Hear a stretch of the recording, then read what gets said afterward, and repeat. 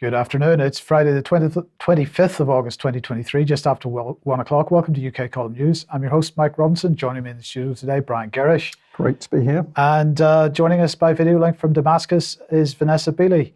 Welcome to the programme, Vanessa. Now we're going to get straight on with Greece and wildfires. What's the latest?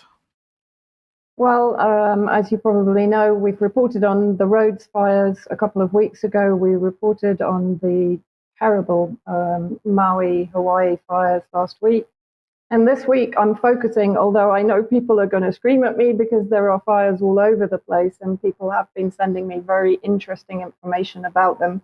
But this week I'm going to focus again on Greece, on the port of Alexandroupolis, which is in northern Greece, very close to Turkey. And interestingly, if you look to the southeast, Kanakkale, if I have probably murdered that word, has also been affected by wildfires, which temporarily closed down the shipping lane there, the Dardanelles Straits. But just moving on, this shows basically the extent of the wildfire in the area which is known as Evros, and Alexandroupolis is basically the capital of Evros, of the region of Evros. And as you can see, if we move on to the next slide, so Copernicus, which is a sort of a database for wildfires and information and data, this is the largest burned area on European soil for many years. More than 720,000 acres of forest have been lost.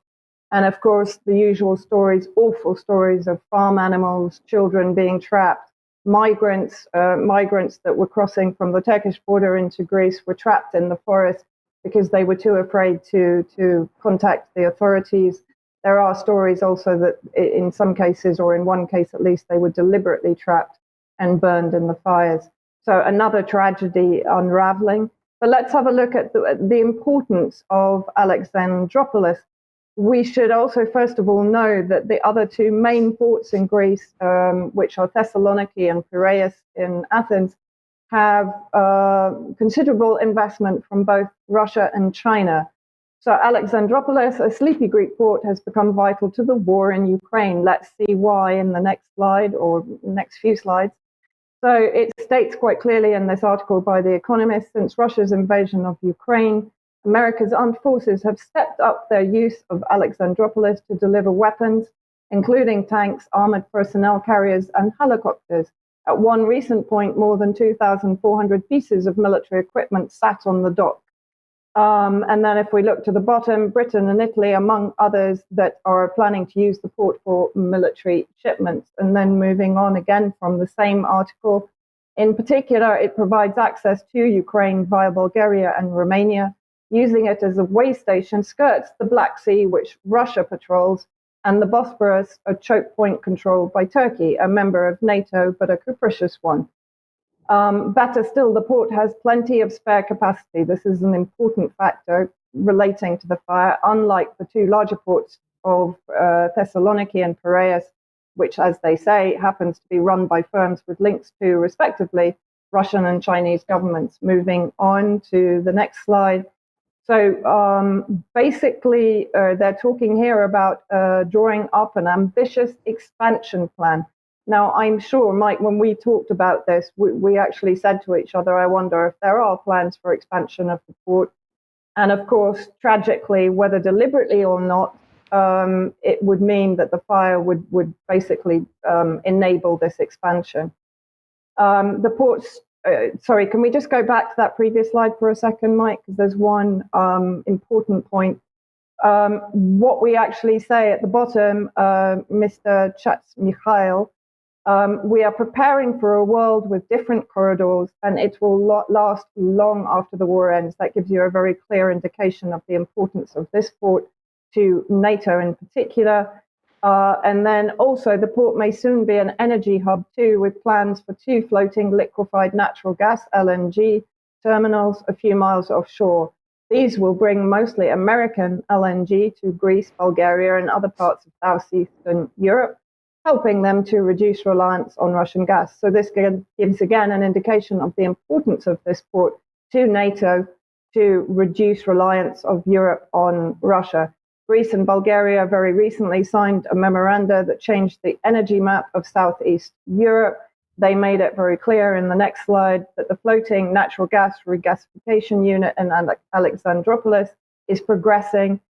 In our region, a new dense network of energy roads is being formed in the Balkans, in Europe and beyond. Greece and Bulgaria have a crucial role to play in Europe's energy security, and they can offer wider services to the EU. Mitsotakis said and concluded, we can become providers of energy security for the wider region, even to Ukraine, interestingly. And guess who turned up on Monday for a meeting with Mitsotakis? None other than Volodymyr Zelensky.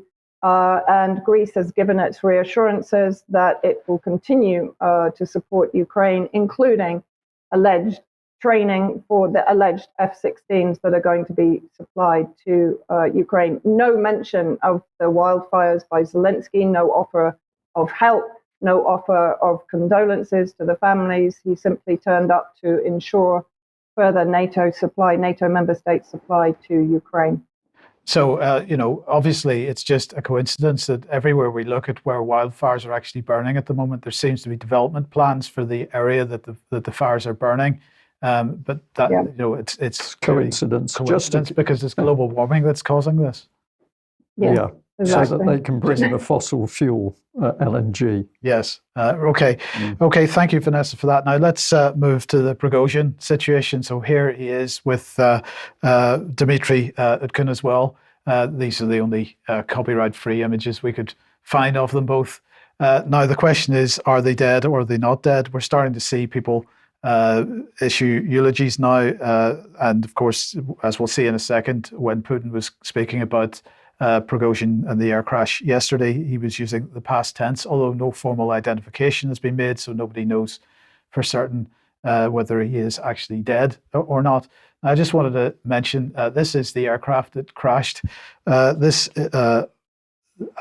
aircraft has this aircraft type has a massively positive safety record. So, at the beginning, some people were suggesting, well, was it some kind of mechanical issue? And there were headlines in the press about it having to go for some maintenance just prior to the flight and so on. But actually, if we look at the video footage, it's pretty clear that the tail is missing from this. The tail is separated from the rest of the aircraft. Total loss of control. In fact, the tail was eventually found about 1.5 miles from the main crash site. And as I say, some speculation suggests that there may have been mechanical failure, but I think that's highly unlikely. The only prior accident involving this aircraft type up until Tuesday, which where there was any fatality involved, was a flight from Brazil, which ended up having a head-on collision with a Boeing 737. 154 people were killed. They were all on the Boeing.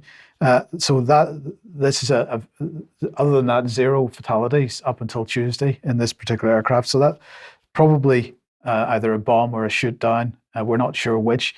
But here's the thing. The early reports were suggesting that there was a second Wagner plane in the air at the time. Even the Mirror picked this up. Mystery over second Wagner plane seen zigzagging and landing after the Russian plane crash. There's been complete silence about this since, but it is known that Prigozhin, as a matter of course, used to fly with 2 or 3 aircraft, certainly 2 aircraft, and he would choose which one he would get on with a view to sort of minimizing the risk to himself by keeping people guessing about which flight he would actually be on. So it's not entirely clear. Now, as we said, Putin, for the first time yesterday, decided to comment on this. He offered his sincere condolences. He did use the past tense with respect to Prigozhin himself, but again, he didn't say specifically whether Prigozhin and Utkin are actually dead or not. But the other interesting aspect to this that needs a bit of correction was this story, and we'll do a translation of this from the Russian. This is RIA Novosti, and this is the acting commander-in-chief replaced. So, in other words, General Avsalov became the acting commander-in-chief because his predecessor, Sergei Surovikin. Yeah, he was removed from his position. But the thing is that nobody had seen him in public since June or so. So I'm not really certain that, although the timing of the announcement seemed to be coincidental, I think this was just a genuine coincidence, because he has been effectively out of the job for quite a while now. I think that's right, Mike, because that was being talked about some time ago. So I think that's circumstantial. Yes. So, I mean, very, I don't know what your thoughts are on this. There's clearly a lot of stuff flying around, Vanessa, on the internet. I'm not sure that there's very much of it is true or correct. So it's pretty much impossible to say who might have been responsible for it. No, I mean, I think it's all speculation at the moment. A lot of people are doing some very good research, but until the body is identified, until that second plane is also identified and found, and until, I guess, the official investigation is carried out, we can't say categorically that Prigozhin is dead. And the Russian government, I know Putin made his statement, but the Russian government has been sort of uncharacteristically reticent to come forward with information. Yes. What are your thoughts? Well, I think the biggest thing, Mike, is this is going to give the West a wonderful media scoop to keep the attention off the reality of what's happening on the battlefield, which is absolutely no movement in the Ukrainian counteroffensive, and huge losses for the Ukrainians. So at a point where it's becoming evident Ukraine's in trouble, this will allow the Western media to deflect public opinion, Vanessa. Public attention. Yeah, and also to take attention away from BRICS, of course, which is a disaster for NATO and for the West. Well, we'll be coming on to BRICS a little later, so we'll talk about a little bit more about that then. Let's come on to banking, and first of all, I just wanted to highlight this from the Dutch government. We'll again do a quick translation of it. And this is about cash payments. Now, in fact, the issue of cash payments in Holland has been something. I think this page was originally published in 2022 in October or so.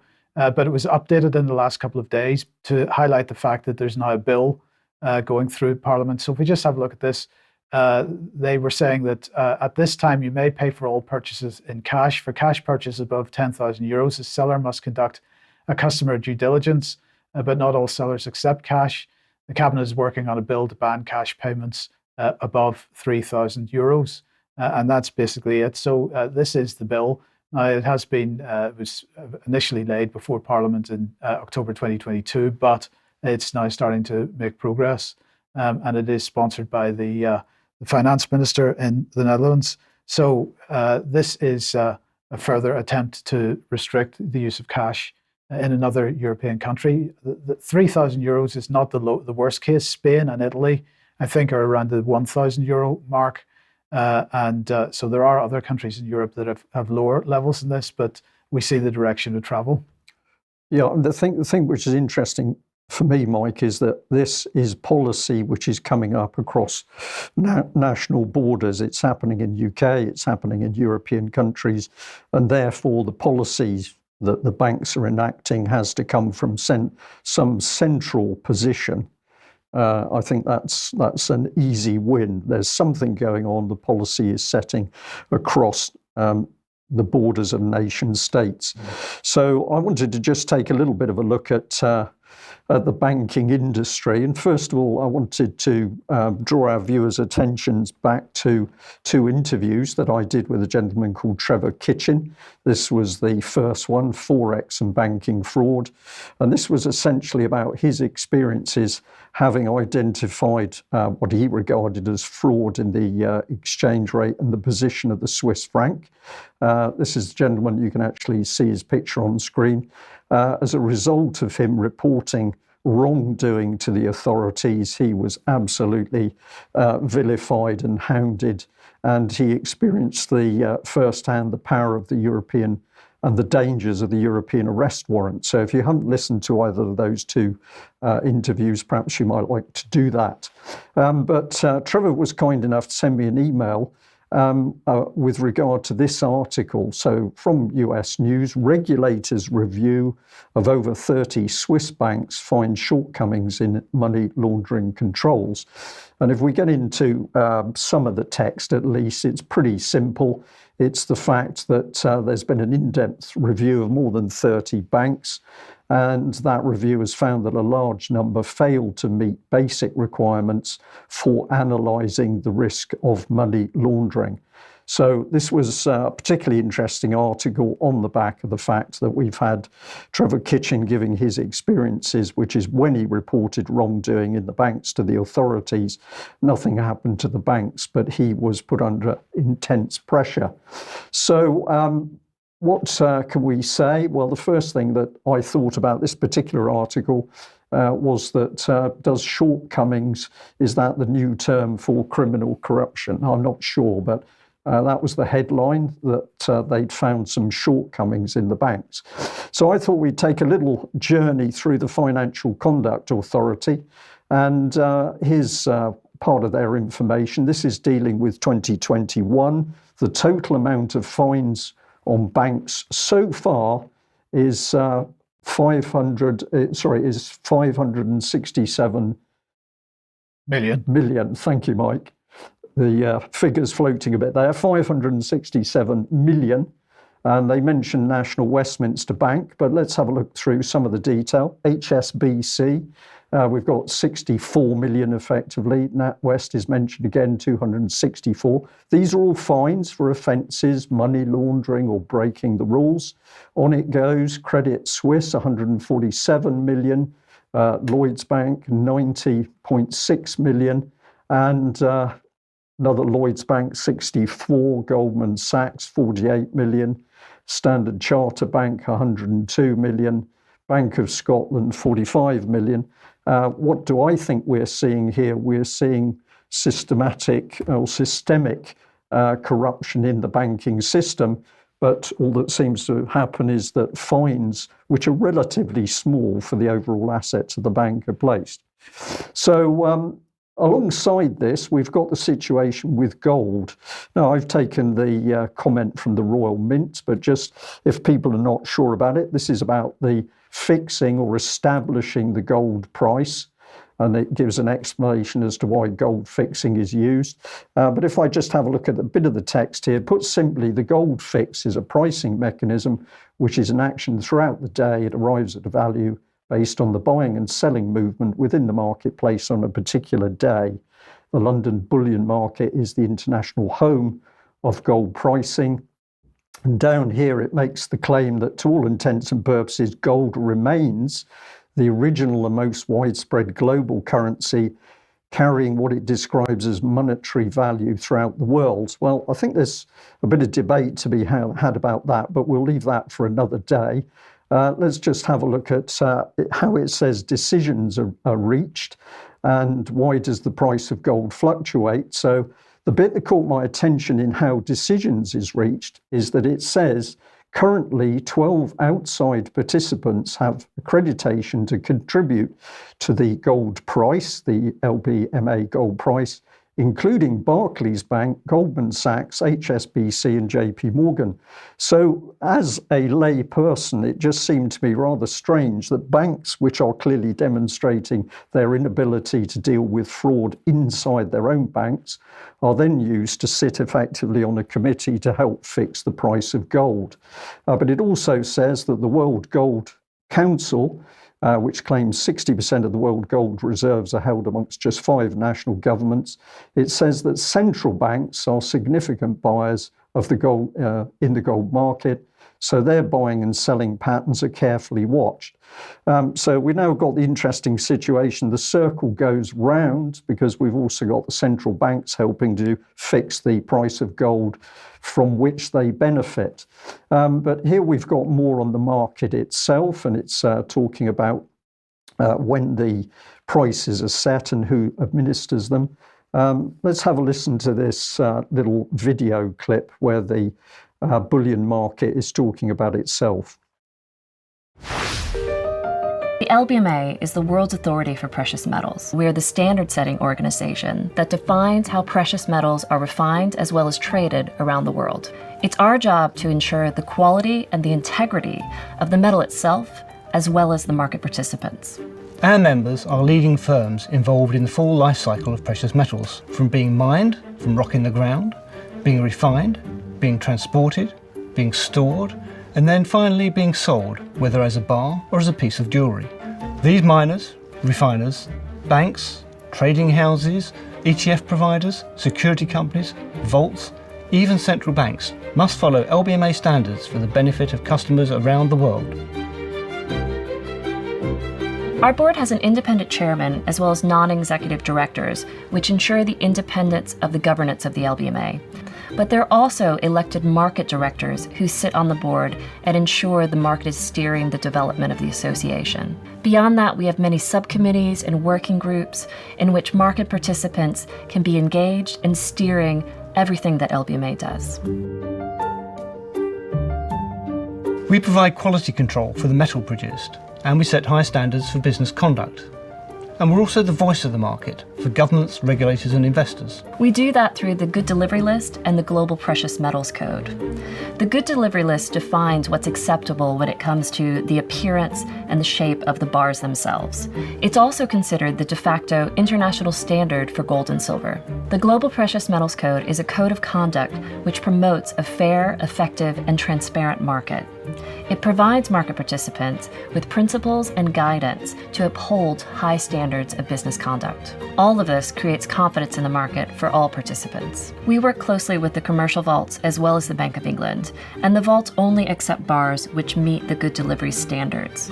They also physically inspect each bar as it comes through the door to make sure that it's up to standard. As such, they act as the gatekeepers of the market. We're also leading the world in responsible sourcing, thanks to the strength of our responsible sourcing program. Our aim is to maintain integrity as well as proactively develop the precious metals market. That means we're always looking forward and anticipating any future needs and requirements.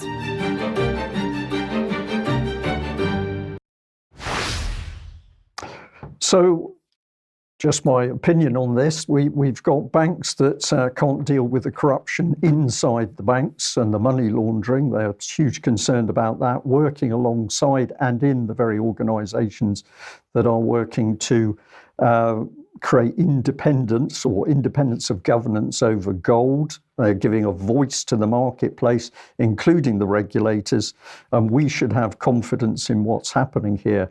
Well, I'm going to suggest I don't have much confidence. Let's look at the World Gold Council, because that was also mentioned just now. Now, this was established by some of the world's, quote, world's most forward-thinking mining companies. But if we go on through, it says that they are providing a central banks program, providing authoritative research, statistical data, and all of this is going through to engage bilaterally with the central banks and official sector investors.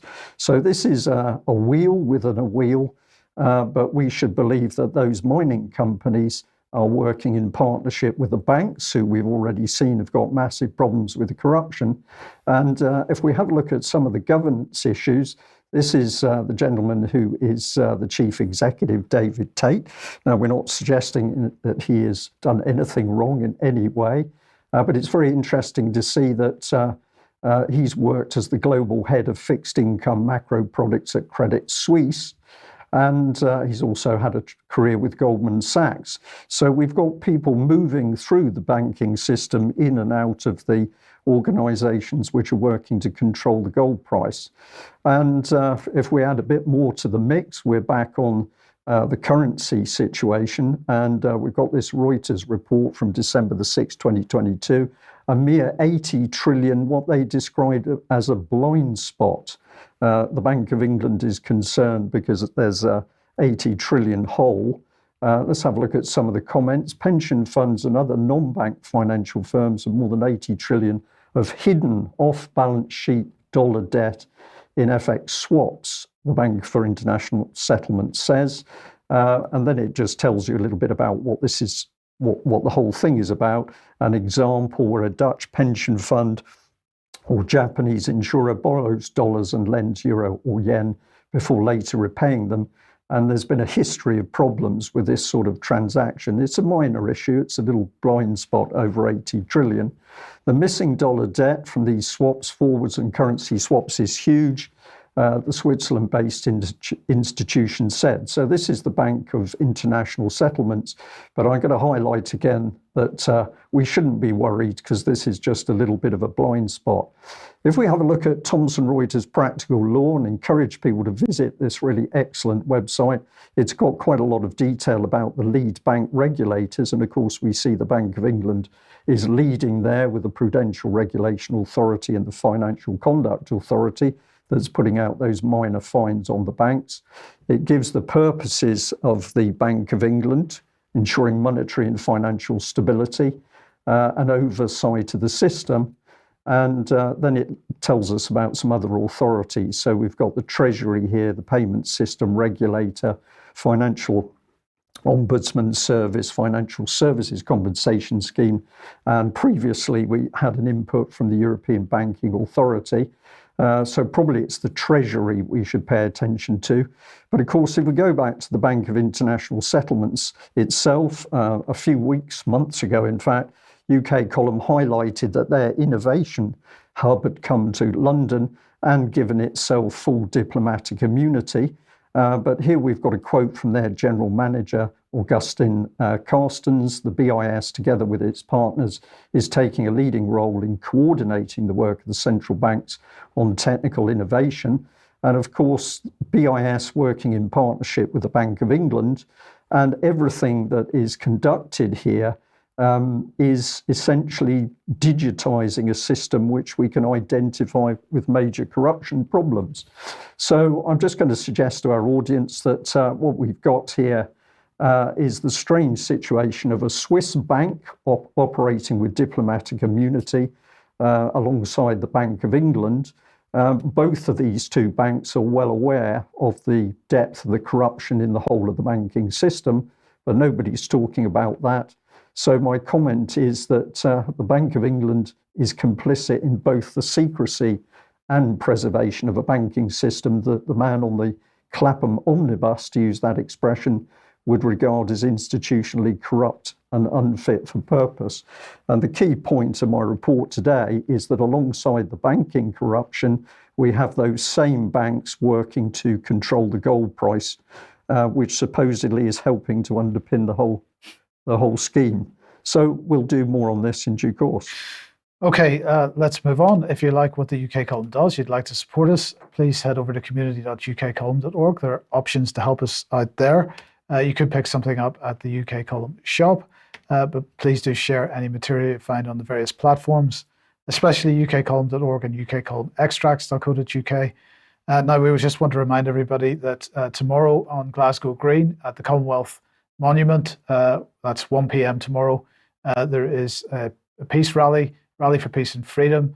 David Scott will be speaking at that, David Clues, Lauren Wilson, Alex Pearce, and Colin Buchanan.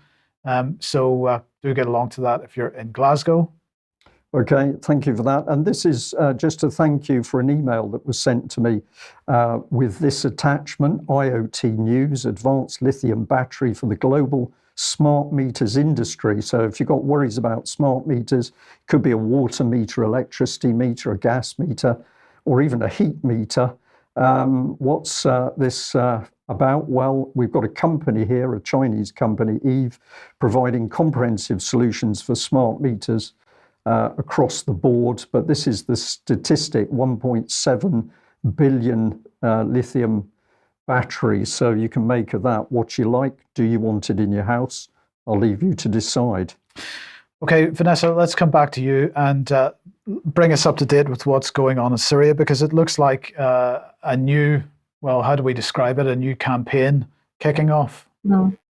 Yes, entirely a new campaign of destabilization. We've been talking very much about the north and the northeast, although we have drawn attention to Al-Tanf, the US illegal military base, one of the biggest, which is circled there on the borders with Jordan and Iraq. But today I'm going to talk about a new campaign concocted by British French American intelligence agencies to destabilize the south. The star there is the governorate of Sweida. Sweida is majority Druze population. Druze are an Abrahamic, monotheistic, ethnic religion that are in Syria, Israel, and Lebanon predominantly. And the largest population, I think, figures between 600,000 to 800,000 in Syria. The religion itself is not Islam-based. It's based on Christianity, Buddhism, Hinduism, Ishmaelism, and various other faiths and religions. But what we're seeing, and this, I just wanted to draw people's attention to this because I'm aware that a lot of people have not been following the Syria situation from the beginning.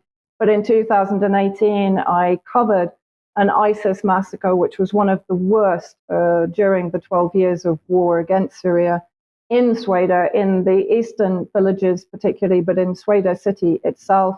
Hundreds of civilians killed, majority women and children, by ISIS under the protection of the US military base at Al Tanf. So that makes the following information even more unusual.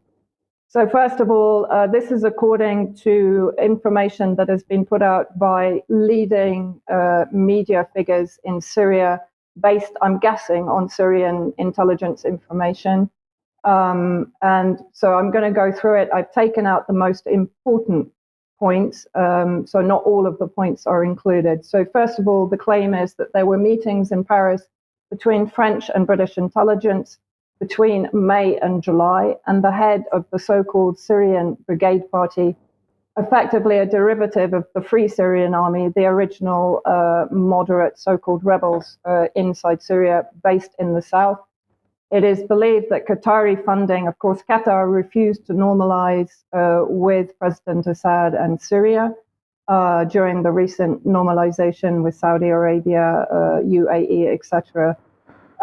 So they're funding this new movement with 30 million to move against the Syrian state. 200,000 apparently has already been given to the leadership of the brigade and the movement for autonomy in Sweida to provide water tanks, medical assistance, etc., to compensate for the Syrian government inability to provide all essential services due to many factions or many reasons, but of course predominantly to the sanctions that have been in place since the beginning of the war and have increased incrementally. To increase sectarian discourse and calls for autonomy. So in other words, a new federalist project, very similar to the Kurdish project in the northeast, also backed by the US, UK, and predominantly Israel. To establish border crossings for humanitarian aid, ostensibly. In fact, to import militants and weapons from Jordan that have been prepared prior to this new project. 16,000 Druze trainees at the Al Tanf base, which we've talked about. 3,500 are ready and prepared to replace state security forces. So again, we see this style of shadow state manufacture. 7,500 terrorists that we've talked about on this program before from the Turkey-occupied territory in the north will, after training in Al Tanf, will be deployed to the border with Jordan to control the crossings, just as Al-Qaeda or HTS control the crossings between Turkey and Idlib. Then, of course, there will be moves to achieve international recognition of the federalist movement from France, the UK, and the US, and to ask for international protection, which may well include a no-fly zone. French, UK, US intelligence will provide communication networks, logistics, surveillance technology, joint operations room for the movement to be established on the border with Jordan. So let's have a look at what's actually happening, and let's see if this horrible prophecy is being fulfilled. Unfortunately, it appears that it is. These are recent protests in Sweida city itself. You'll note the circle around balaclavaed armed militants. They could be from anywhere. The likelihood is that they are, if they are not Druze themselves, they will be, of course, the militants that were brought down from the north, or other Free Syrian Army derivatives that have been trained also in Al Tanf. calling for autonomy. So we don't see here the Syrian flag. All these images that I'm going to show you, you will not see the Syrian national flag. So here is a call from autonomy. So already the prophecy, as I said, is being fulfilled. Moving on. This is a blog that's writing up the protests in Sweida itself. And of course, Sweida and Dara'a, Dara'a, of course, was the start of the Western orchestrated so-called revolution in 2011. And it's very close to Sweida. It's on the border also with Jordan, very close to Israel also. This blog is talking about negotiations between President Assad and the Druze in southern Syria have failed. Demonstrations expected tomorrow, I believe that's today, but let's have a look at this blog. So here it's saying that the anti-Assad sentiments are being shown not only within Sweida and Dara'a districts, but also beyond. So we'll come back to that. But clearly what they're trying to do here is to incite protests throughout Syria. Then moving on. So this is a blog written by something called the Abu Ali Express. But if you look where I've circled, you will see an Israeli flag. And of course, Israel has a huge investment in this movement of federalism. It has been backing, for example, the Men of Dignity movement, which was established in 2013 under the control of Walid Jumblat in Lebanon amongst the Lebanese Druze. And so therefore, Israel has a real vested interest in control of these southern districts of Syria. So here again, this is Megaphone News. The Syrian city of Sweida witnessed the largest anti-Assad protests since strikes and demonstrations. So we mentioned that they would be calling for strikes, that they would be cutting off services. I think that bit was actually missed off the bottom of the slide. But here we have a media channel, Sweida 24, reported that activists confirmed that the internet connection was weak. But here we have them also closing roads to prevent Russian forces from coming into the city after learning that the latter might come to bring food aid. So they're clearly trying to paralyze the governor in order for the various members of the movement to appear as the saviors providing the essential resources for the people. The electricity also was cut off yesterday to the whole governorate and to parts of Dara'a. So this is an activist actually in Dara'a. So for the fifth consecutive day, we continue until the regime falls and Nazi Russia is expelled from our land. Glory to Great Syria.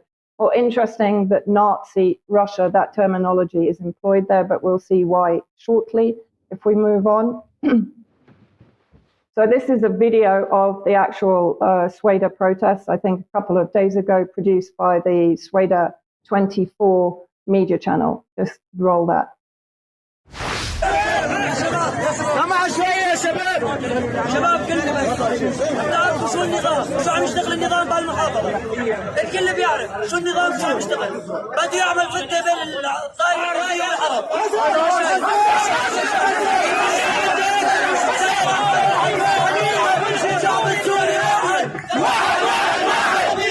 السوري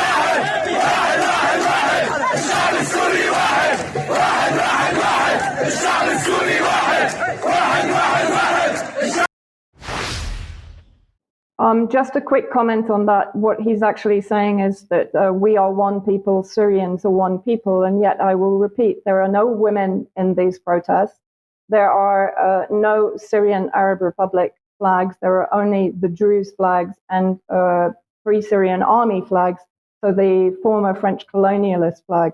So former terrorists are actually mingling with these Sweida protesters. And also interesting, all of the videos are zoomed in, which is exactly what they did in 2011.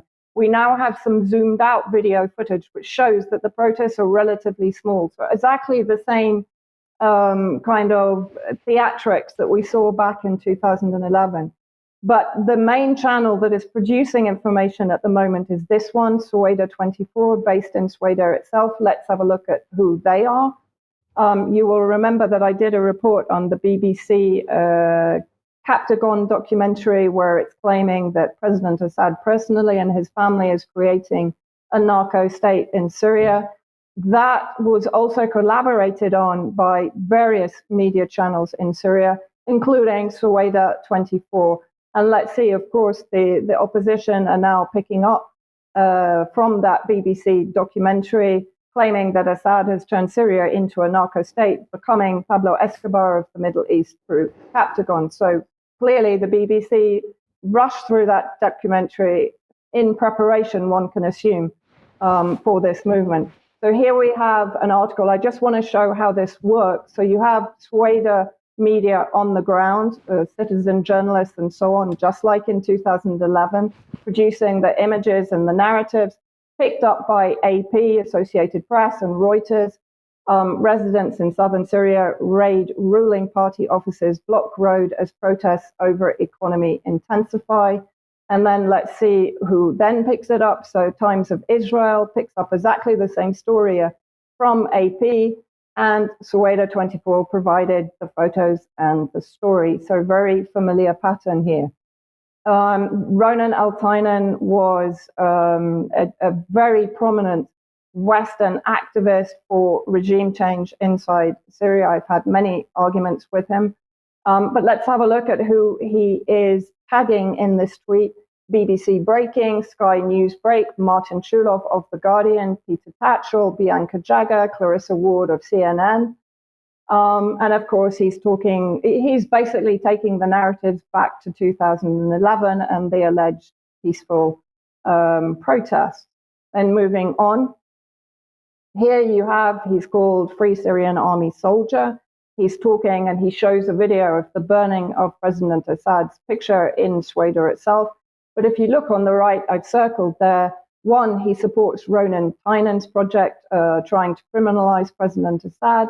But he is, of course, Slava Ukraini. He's a supporter of Ukraine. So this shows quite clearly how this movement is tying into US operations, not only inside Syria. Here you have Haid, Senior Consulting Associate Fellow for Chatham House. And he's claiming that following demonstrations in Dara'a, Sweida, and briefly in Jeramana, I think that is, protests have now broken out in Aleppo, specifically in Al Firdaus, Al Sukri, and Salah al-Din. This is an outright lie. I have had evidence from friends of mine in Aleppo that no such demonstrations are taking place. We know that videos of protests against Giuliani on the Turkish border have been used to try and portray protests in central Syria. I do have to say that the majority of people in Syria, despite suffering severe economic hardship because of the sanctions, because of 12 years war, are quite well aware of what is going on and are pushing back hard against this recent attempt to basically divide them along sectarian lines. But let's have a look at what the various EU allies are talking about. So the UK, the Syrian regime and its allies continue to profit whilst the Syrian people and the region suffer the consequences. UK statement at the Security Council. Again, he takes it back to Resolution 2254, political interference in Syrian affairs, and he reiterates the same narratives from 2011. Moving on, we also have the German special envoy to Syria, also drawing attention to Resolution 2254 and the fact that there should be a transitional governance. In other words, we're back to regime change narratives, although a little softer perhaps than 2011, but profiting from the movement and the protests in southern Syria. Also, at the time that the alleged intelligence meetings were going on in Paris, there was an inaugural meeting of an organization called Madaniya, which brings, again, all of the opposition figures under one umbrella, including Raed Salah, who's on the director's board. Next slide, Mike. Raed Salah is the leader of the White Helmets, so we see them re-emerge once more within this organization that, as I said, had its inauguration just as the plans were being put in motion for this new southern movement. And then look who's behind Madaniya, none other than Ayman Asfari, funder of hundreds of thousands to the Tory government from Cameron through to May. I don't have any recent figures on him, but also instrumental. He's a British resident, Syrian oil baron, the CEO of Petrofac. He had oil interests in Syria. And here he is basically setting up this so-called opposition umbrella organization in Paris in June, just as these plans were being finalized. So Syria, while I just wanted to say, Biden is losing the war in Ukraine. Syria now has, a friend of mine pointed out, about 14 months of Biden trying to gain what he perceives as an easy victory in Syria while he's losing in Ukraine. So Syria now is facing basically US aggression in the northeast to close all borders with Iraq and Iran, and now this new incubated movement in the south, which benefits, of course, Israel, the US, the UK, and the EU. I mean, I think that my first thought on this, and maybe this is overly harsh, but it's maybe a little disappointing that Syrian people on the ground don't recognize the same pattern coming along again. Is that unfair? No, it's not unfair. The thing is that those that are protesting and that are taking part in this movement are, I would still say and hope, the minority in Sweida.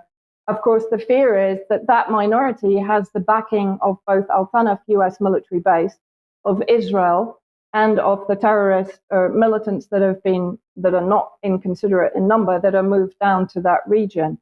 And the majority that may be with the Syrian state and understand what is going on are now at risk of assassination, liquidation, kidnapping, etc. So it's a complex situation, Mike. I would say that the majority of the Syrian people in what I call kind of central Syria are very aware of the situation and are definitely pushing back against it. But, the West is an expert at exploiting sectarian differences and hardship that they've imposed upon these people. Yes. Okay. Thank you very much. Any more to be discussed, but we could do that in extra time, Vanessa. Absolutely. Okay. Yeah. Well, let's move on to BRICS then, because no matter what anybody thinks about China, at the end of the day, this is a very significant event. So this took place the last few days, finished yesterday in Johannesburg in South Africa. Now, of course, Vladimir Putin was not there by mutual agreement, in inverted commas, because of the international arrest warrant that exists. So therefore, Russia was represented by Sergei Lavrov, although Putin did join the event remotely by video link. So I just wanted to run through a couple of the comments by Xi Jinping and get both your thoughts on this. So here he is.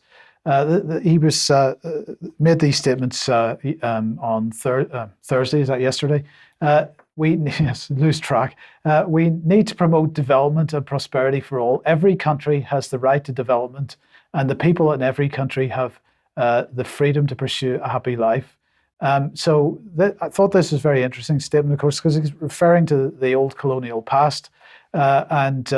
We'll get some comments in a second of that. Let's move on with the next bit. We need to achieve universal security. Facts have shown that any attempt to keep enlarging a military alliance, expand one's own sphere of influence, or squeeze other countries' buffer of security can only create security predicament and insecurity for all countries. Now, of course, on the face of it, that is referring to Ukraine and the Russian situation, the Russian special operation, but not only that, because, of course, recently there was a defense pact signed, if we can bring this on screen, between the US, South Korea, and Japan. And this Korean outlet is very much pushing back against that defense pact. But this is an expansion of NATO effectively into the Chinese realm, if you like.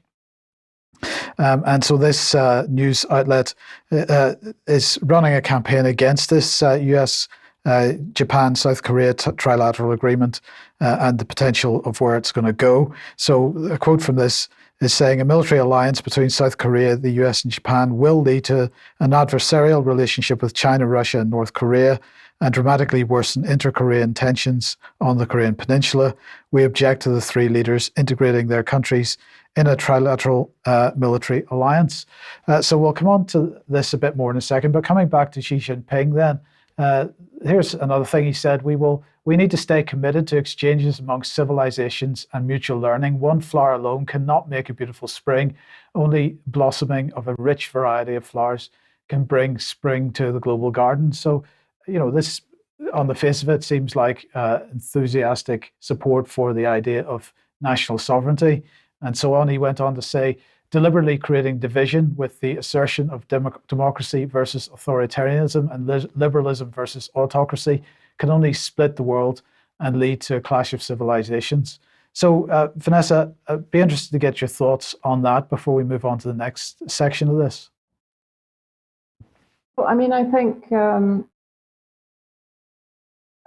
he's correct. I think what we're seeing from the West is this constant. I mean, I've just talked about it in Syria, right?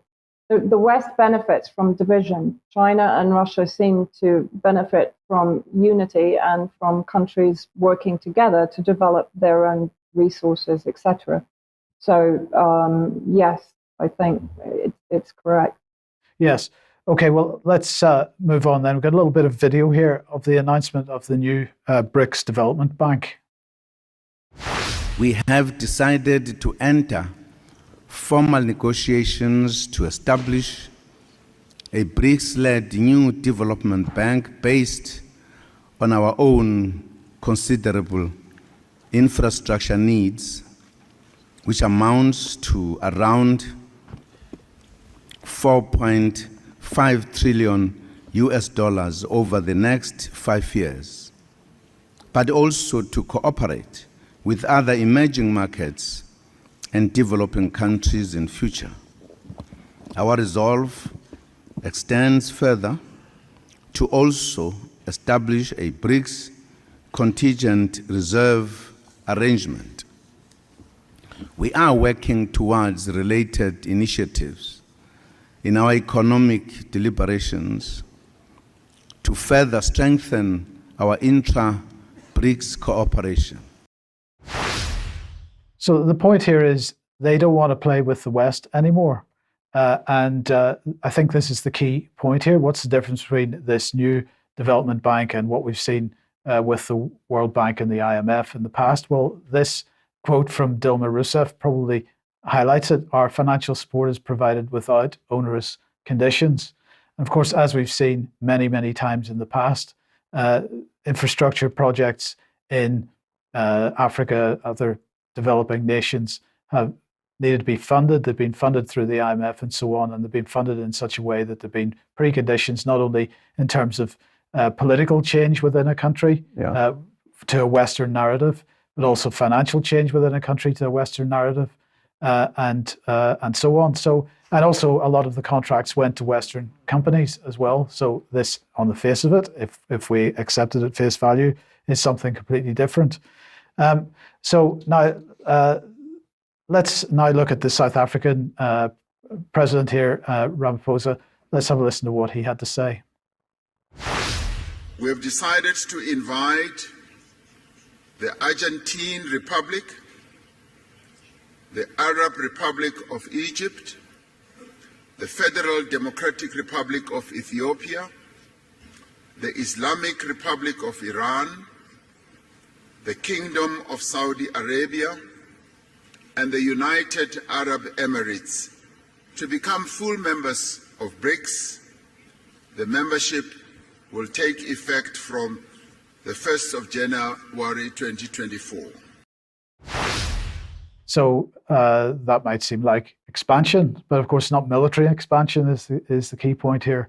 But let's just briefly have a look at what the Western response to this announcement was.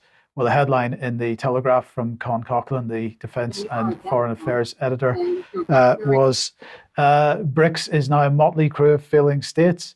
And then he goes on to slate the whole thing, but then he talks about India, the particular concern that India should be grabbed by the West. So he's saying India's real adversary is China, not the West, which makes an absurdity of its continued membership of BRICS. Far better to tempt India into the West's embrace. What a turn of phrase there, by making it a member of, for example, an expanded G8, a globally recognized body firmly committed to economic growth and democratic values. A globally recognized body? Okay, well, we'll see. But let's look at the next response, in a sense, to what's been going on with BRICS. And this is from the Atlantic Council this time, because we've got to have more war. And really, at the end of the day, Brian, I don't know what your thoughts are on this, but it seems to me that these countries are rejecting the war narrative that we've been fed by the UK and the US over the last 20 or 30 years. And wanting to do something different. So we put this from the Atlantic Council back on screen. The United States and allies must be ready to deter a two-front war and nuclear attacks in East Asia.